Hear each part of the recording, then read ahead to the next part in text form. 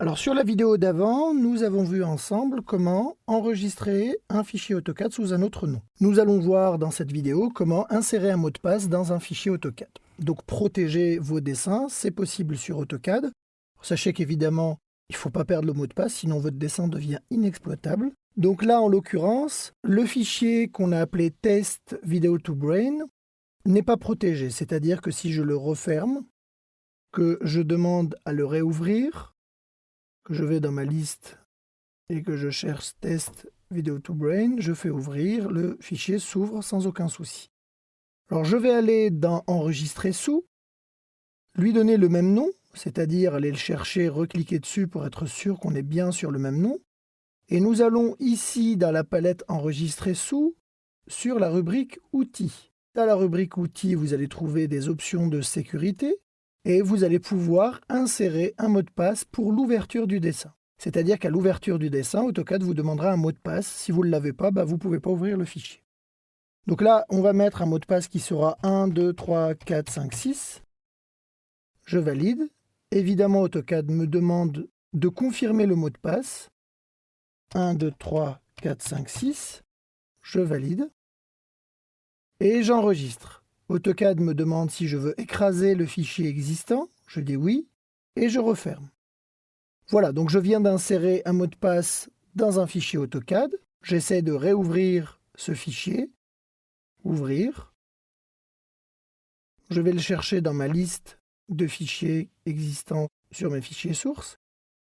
Donc là, en allant faire fichier, ouvrir, et en allant parcourir dans mon disque dur, dans mon dossier, je vais sélectionner test video to brain, je dis ouvrir, et voyez qu'AutoCAD me demande le mot de passe pour l'ouverture de ce fichier. Alors là, je vais taper n'importe quoi, je dis OK, et vous voyez que le mot de passe est incorrect. Il me demande de recommencer. Il faudrait que je tape 1, 2, 3, 4, 5, 6 pour que mon fichier s'ouvre. Sachez aussi que ce fichier-là, donc le fichier qui se trouve ici, on va pouvoir aller extraire ses propriétés. Par exemple, avoir des statistiques, voir qui l'a enregistré pour la dernière fois, des options de sécurité, du détail sur le contenu, etc. etc. OK ?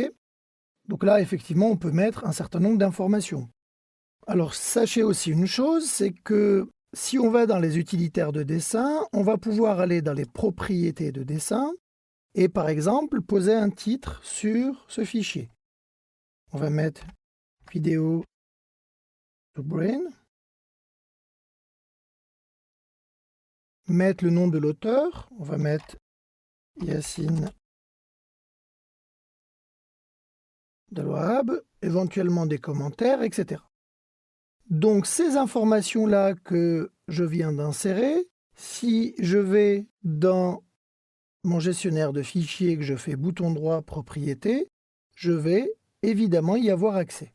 Alors ce sont des informations que vous allez peut-être vouloir ne pas rendre accessibles. Donc là, une seule chose à faire, lorsque vous allez enregistrer votre document, vous irez là aussi dans les options de sécurité et vous demanderez à ce que les options des propriétés de dessin soient encodées. Donc je dis là aussi OK, enregistrer, remplacer.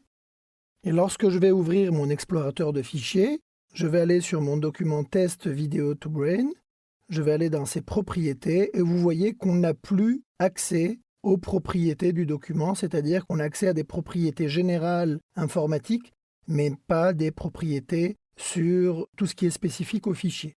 Si je prends le fichier plan maison, par exemple, que je fais bouton droit propriété, vous voyez que j'ai accès à un résumé, le titre, l'auteur, etc. Alors, le fait d'avoir codé cette option-là la désactive carrément des propriétés du document.